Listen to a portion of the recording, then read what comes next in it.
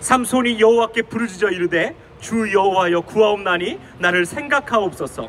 하나님이여 구하옵나니 이번만 나를 강하게 하사 나의 두 눈을 뺀 블레셋 사람에게 원수를 단번에 갚게 하옵소서 하고, 오늘 나눌 하나님의 말씀은 사사기 삼손에 대하여 하나님의 말씀 나누려고 합니다. 여러분, 아마 삼손에 대하여 모르시는 분은 잘 없을 것입니다.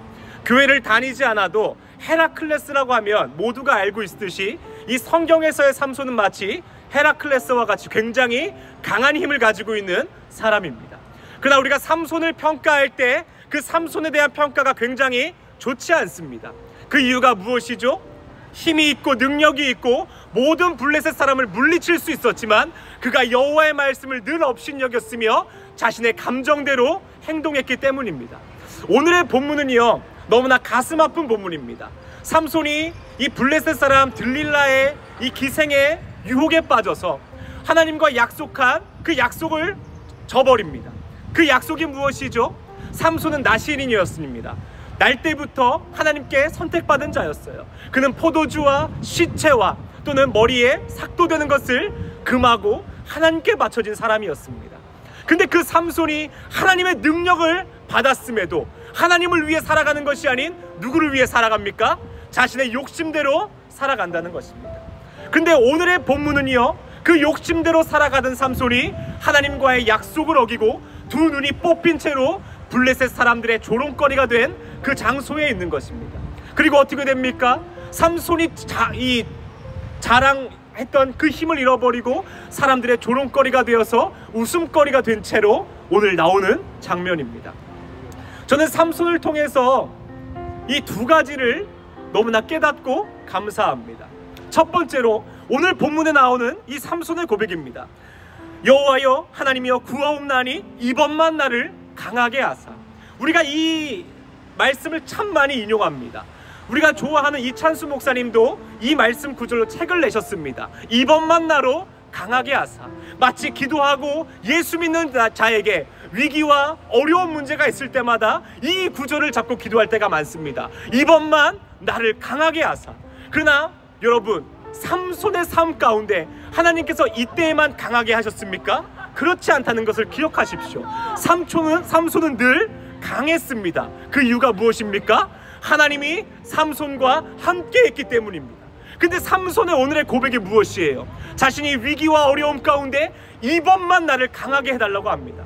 여러분, 깨달으시기 바랍니다. 하나님은 오늘도 우리의 힘이 되십니다. 하나님은 오늘도 우리의 능력이 되십니다. 이번만 나를 강하게 해달라고 하는 것이 아닌 날마다 하나님께서 나를 강하게 하셨기에 우리가 이 자리까지 서 있는 줄 믿으시길 바랍니다.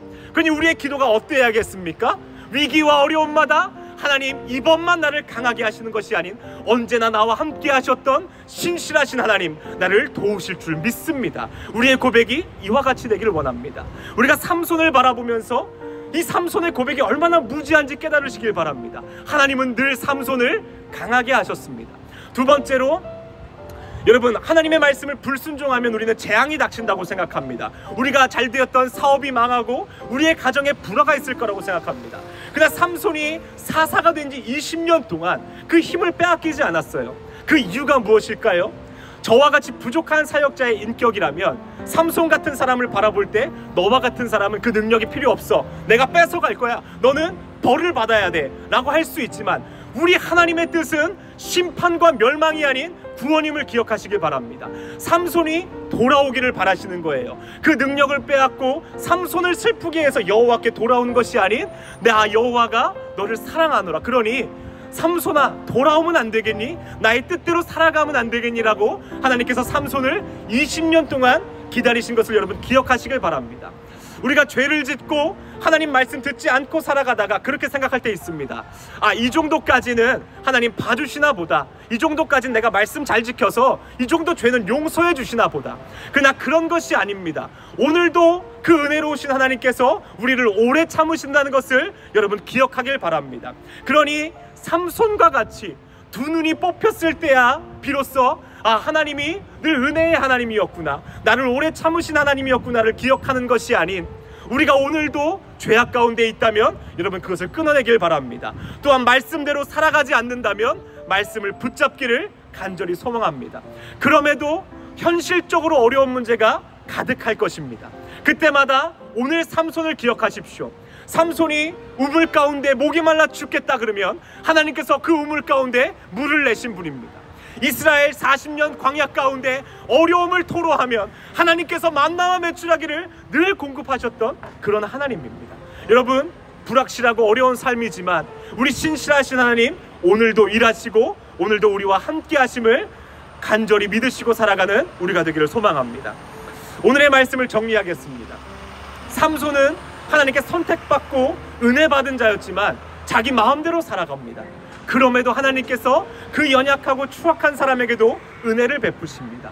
하물며 오늘 하나님의 은혜를 구하는 우리에게 하나님 당연히 은혜 주시지 않으시겠습니까? 그러니 우리의 입술의 고백이 이번만 나를 강하게 하시는 것이 아닌 하나님 늘 언제나 나를 강하게 하여 주심에 감사드립니다. 또한 어려움과 위기가 있지만 넉넉하게 이기게 하실 줄 믿습니다 라며 고백하며 살아가는 우리가 되기를 이 시간 원합니다. 우리 시간 앞에서 고백했던 하나님의 부르심이란 찬양 같이 한번 고백하고 우리 기도하도록 하겠습니다.